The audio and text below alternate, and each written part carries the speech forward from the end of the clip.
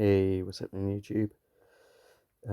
Thanks Human Husbandry for giving me a link to this video earlier. I've only just got around to watching it, mate, sorry, but I thought I'd mirror it and share it here because, yes, I was going to do a bit of commentary on it, but to be honest, I think if I do any commentary on it, it would probably get me in trouble on YouTube, so there's no point.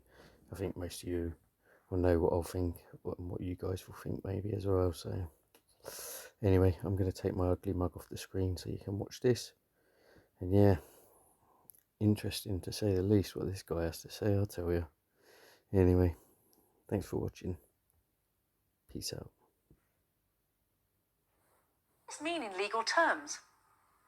Knows his face. In legal terms is that states, as long as they can justify on legal as well as medical grounds the reasons for doing so, can actually make vaccination not only of children, but where they consider a very, very serious risk to public health, mandatory. What the ruling does not... What does this mean in legal terms? Knows his face. In legal terms is that states, as long as they can justify on legal as well as medical grounds the reasons for doing so, can actually make vaccination not only of children, but where they consider a very, very serious risk to public health, mandatory. What the ruling does not say is that they can force you, if you like, the state intervenes and pokes a needle in you without you acquiescing to it. So in a sense, it doesn't say that. What the ruling says, though, is that the state can take action against you through a fine or through an exclusion, for example, for children with schools from certain activities. So if you like, one has to look at the penalties that states can impose, but the rights that states have to take all necessary measures in order to achieve an overriding objective, which is, of course, the public health of all citizens. So even though there is an interference, the court makes us clear, on the basis of Article 8, the right to a private life, that interference is justified in these circumstances. So what does it mean for the COVID jab rollout? I mean, could there be an impact then? I think there could be an impact. Incidentally, Peter, your reporter, did a very good summary. I think the court was actually aware of the debates going on in wider society over COVID. Why? Because originally the case was allocated to a panel of 7 judges. This was actually a grand chamber decision, 17 judges. And this, if you like, it went from panel to grand chamber over the last few months. So the court was fully aware of the context within which this ruling was going to be made. It clearly means that states can require, for example, travel passports.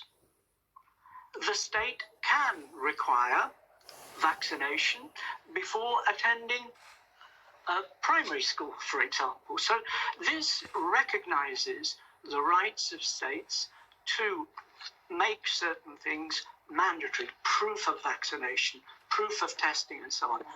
That won't necessarily result in a big brother state, and it won't necessarily result in all states adopting exactly the same policy, because they clearly don't.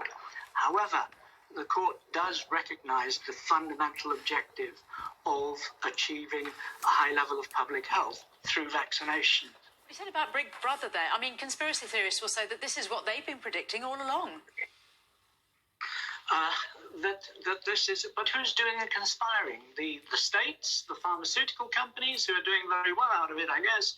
No, I really don't think this has got anything to do with a conspiracy. Why? Because the judgment is based on a recognition of overwhelming medical evidence. Of course, unless we believe that all doctors and anybody associated with healthcare is also part of this grand conspiracy, which frankly I think is a trifle far-fetched. How soon, though, do you think we could see some government-mandated vaccinations? Is that a possibility?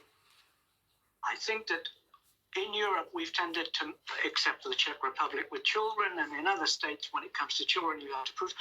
Mandate, yes, we can. But that does not mean that somebody is going to forcibly stick a needle in you or force you to take a pill. I think that had that happened in the Czech case that we're talking about, then I think the court's ruling may have been different. Why? Because, if you like, the penalty is proportionate.